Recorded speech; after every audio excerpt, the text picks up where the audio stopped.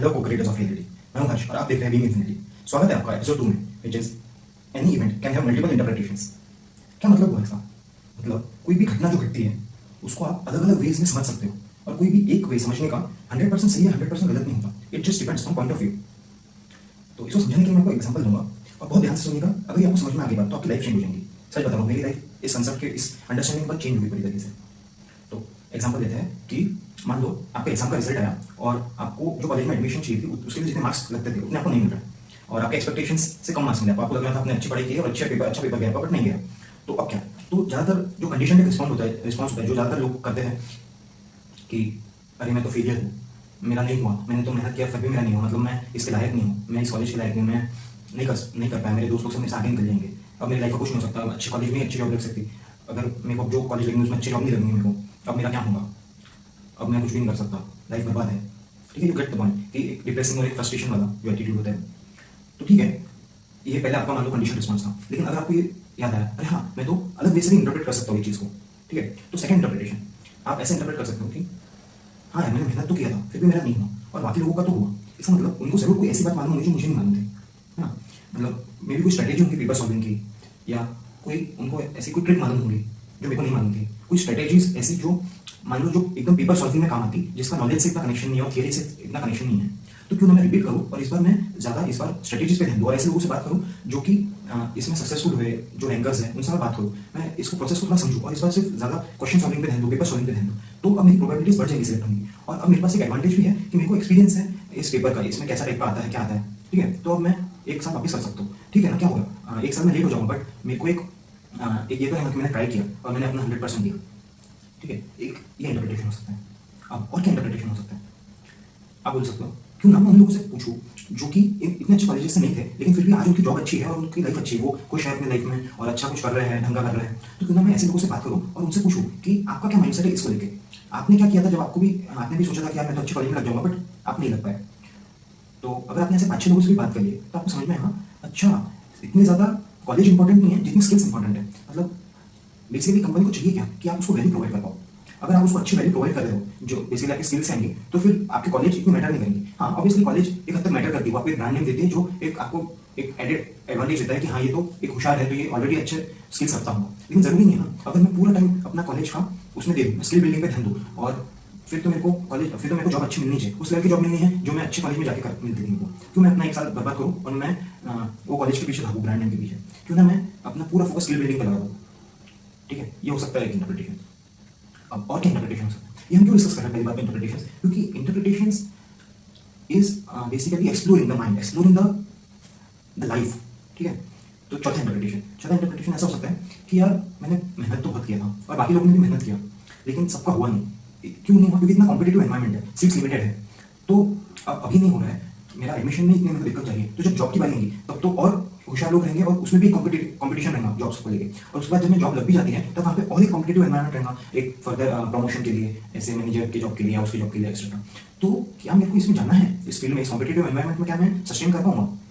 क्या मैं कोई ऐसी भी करियर अपॉर्चुनिटी ढूंढ सकता हूँ जहाँ पे इतना कॉम्पिटेटिव एनवायरमेंट ना हो और जहाँ मैं अपने आप को एक्सप्रेस भी कर पाऊँ, मेरा इंटरेस्ट भी हो और इतने ज़्यादा कॉम्पिटिशन ना हो और मेरे को फिनेंशियल सिक्योरिटी भी मिले? क्यों ना मैं करियर काउंसलिंग करा दूँ और एक बार मैं करियर के बारे में सोचूं कि मेरे को लाइफ में करना क्या है आगे जाके। अच्छा और क्या इंटरप्रिटेशन हो सकता है? सोचो, मैं बताता हूँ। तो आप ऐसा सोच सकते हो कि यार देखो एडमिशन क्यों नहीं होना लोगों का? क्योंकि सीट्स लिमिटेड है, क्योंकि जॉब्स लिमिटेड है। कितने इंजीनियर्स प्रोड्यूस करेंगे आप, कितने आप डॉक्टर्स प्रोड्यूस करेंगे? आपको एक कहीं ना कहीं तो आप डिमांड के हिसाब से चलना पड़ेगा ना आपको। तो अगर डिमांड ही नहीं है उसकी इतनी तो फिर सप्लाई बढ़ा के करेंगे क्या? तो मैं क्यों अपने आप को सप्लाई जहाँ बढ़ रहा है वहाँ अपने आप को पोजीशन करूँ? क्यों ना मैं अपने आप को ऐसे जगह पोजीशन करूँ कि मैं एक डिमांड क्रिएट कर रहा हूँ। तो मैं क्या कर सकता हूँ, मैं एक बिजनेस स्टार्ट कर सकता हूँ और वहाँ मैं दूसरे लोगों को जॉब प्रोवाइड कर सकता हूँ। तो इससे एक तो मैं खुद का पेट भी भर रहा हूँ और बाकी लोगों का भी पेट भर रहा हूँ। अच्छा मैं ऐसा भी कर सकता हूँ, लेकिन मेरे तो आसपास वालों ने ऐसा किया नहीं कभी। लेकिन इसका मतलब ये नहीं कि मैं कर ही नहीं सकता। अच्छा तो ये तो बहुत अच्छी बात है कि मेरे को पहली बात मालूम पड़ गई कि मैं रैट रेस में घुसने से पहले ही मैं अब इसका बाहर निकल रहा हूँ, मैं एक अलग डायरेक्शन में जा रहा हूँ। अच्छा क्यों ना मैं किसी से बात करूँ इस आइडिया के बारे में? तो क्या पॉइंट है इतने सारे इंटरप्रिटेशन करने का? पॉइंट ये है कि सिचुएशंस में इनहेरेंट मीनिंग नहीं होता, meaning is something we assign by our mind. तो क्या मीनिंग हम असाइन कर सकते हैं, ये क्वेश्चन होना चाहिए जो कि एकदम बहुत ज़्यादा एक्सपांडेड हो, बहुत ज़्यादा होलिस्टिक हो, बहुत ज़्यादा बिग पिक्चर थिंकिंग का हो कि कि जो मेरे लॉन्ग लाइफ में मेरे को सस्टेन करे, जो इंटरप्रिटेशन ऐसा हो जो बहुत सही हो, मतलब बहुत ज़्यादा मेरे को खुशी दे। क्या हाईएस्ट इंटरप्रिटेशन के साथ मैं आ सकता हूँ, ये क्वेश्चन होना चाहिए आपका। एक और एग्जांपल लेंगे हम इसको समझने के लिए। तो मान लो आपने न्यूज़ में कोरोना के बारे में पढ़ा कि XYZ नंबर लोगों की डेथ हो गई कोविड के कारण, और भी काफ़ी हार्मफुल इफेक्ट्स पड़े उसकी वजह से, जो भी हुए। तो कंडीशन रिस्पॉन्स, जो कंडीशन एक इंटरप्रिटेशन होता है ज़्यादातर लोगों का, अरे ये तो बहुत बुरा हो रहा है, ये कोरोना कहाँ से आ गया, ये होना ही नहीं चाहिए था, प्लीज़ भगवान इसको एकदम से निकाल दो, पूरा इसको खत्म कर दो। देश की इकोनॉमी कितनी खराब है, कितने लोग मर रहे हैं, ये बहुत खराब हो रहा है, ऐसा नहीं होना चाहिए था। ठीक है, अब हम और एक दूसरे इंटरप्रिटेशन के साथ आएंगे। ठीक है, और क्या हो सकता है? हाँ, बहुत सारे लोगों की बिना टाइम आए डेथ हो गई, ये बहुत खराब हुआ। थैंक गॉड एटलीस्ट मैं, मेरी फैमिली, मेरे फ्रेंड्स सब लोग सही सलामत है, thank you very much God. मैं अब जो भी मेरे प्रिवेंटिव मेजर्स हैं वो सब लूँगा ताकि मुझे ना हो और मेरे थ्रू किसी और को ना हो। जो भी वैक्सीन है, मास्क है, और जो भी चीज़ों से इम्यूनिटी है वो सब मैं करूँगा ताकि मैं और फर्दर प्रॉब्लम ना क्रिएट करूँ। ठीक है, अब और क्या इंटरप्रिटेशन हो सकता है? यार ये कोरोना इतना चल रहा है, ये आखिर है क्या? कोरोना के बारे में क्यों ना मैं थोड़ी रिसर्च करूँ। अच्छा, तो रिसर्च करने में देखो मालूम पड़ा कि एक वायरस है, एक टाइप का एक माइक्रो ऑर्गेनिज्म है, मतलब एक लाइफ फॉर्म है जो बॉडीज़, हमारे जैसे बॉडीज़ में आके रेप्लिकेट करता है, और उसको सर्वाइव करना है। उसको इंटेंशन मेरी जान लेने का नहीं है, उसको बस अपना सर्वाइवल देखने का है।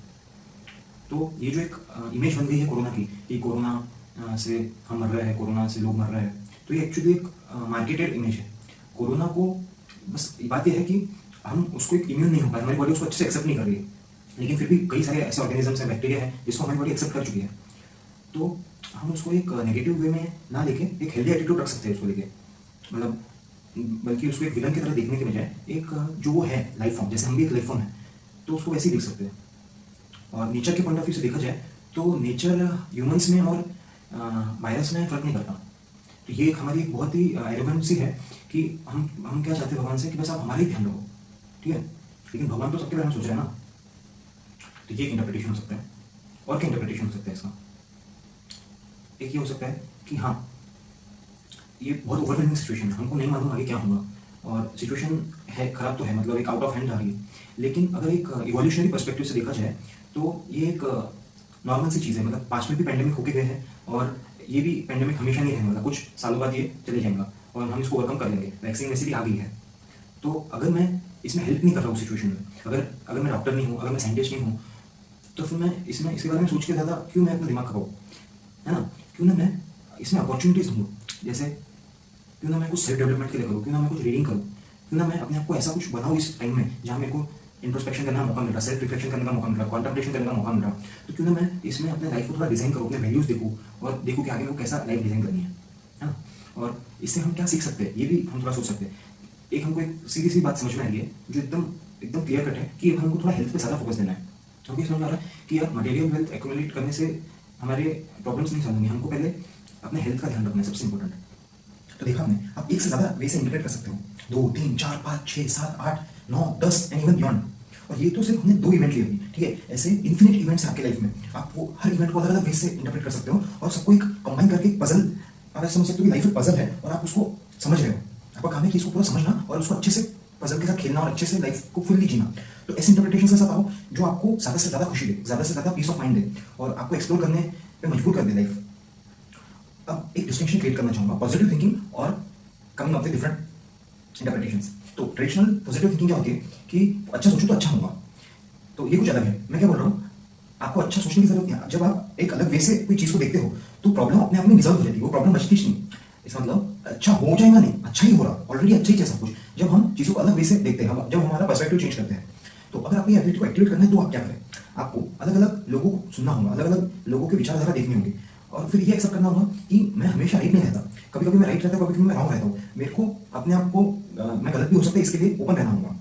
ठीक है, इससे आपको ये भी समझ में आएगा कि क्यों लोग इतने वियर्डली बिहेव करते हैं, क्योंकि सब लोग आपके जैसे नहीं इंटरप्रेट करते लाइफ को, सबका अलग अलग वे रहता है इंटरप्रेट करने का।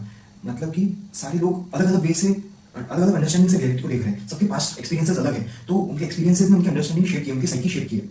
तो इससे आपको एक जो जजमेंटल एटीट्यूड रहता है अपना, वो भी कम हो जाता है। तो ये बहुत पावरफुल आइडिया है, आप एक्सप्लोर करिए ये आइडिया को, कम अप विद डिफरेंट इंटरप्रिटेशंस और अल्टीमेटली आप ही आपकी अथॉरिटी हो। आपको देखना है कि कौन सा इंटरप्रिटेशन आपके लिए बेस्ट है और आपको वेल सूटेड है, आपको सबसे ज्यादा खुशी देता है, सबसे ज्यादा आपकी लाइफ के लिए बेनिफिशियल है। और try to come up with interpretations जिससे आपका और आपके सराउंडिंग वालों का एक होलिस्टिक अंडरस्टैंडिंग हो और होलिस्टिक बेनिफिट हो, ठीक है। Thank you.